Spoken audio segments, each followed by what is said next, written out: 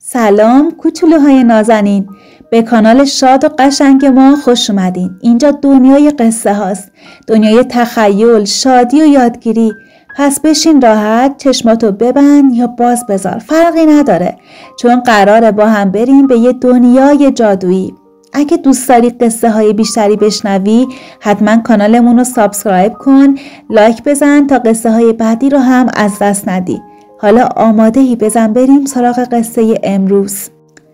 خرگوشی که بلد نبود نه بگه. روزگاری توی جنگلی سبز و خوشگل یه خرگوش سفید و کوچولو زندگی میکرد. اسمش نینی بود. نینی خیلی مهربون بود، خیلی، اونقدری مهربون که هیچ وقت به هیچ کس نه نمیگفت.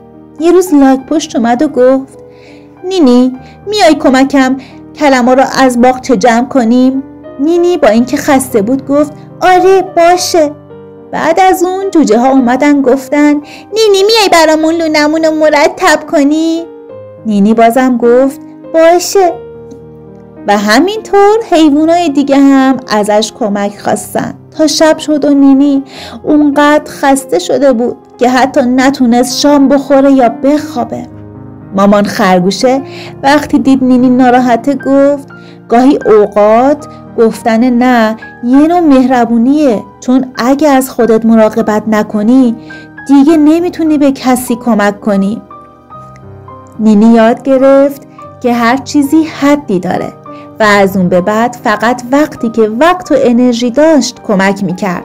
اون فهمید که مهربونی یعنی اول به خودت توجه کنی بعد به بقیه.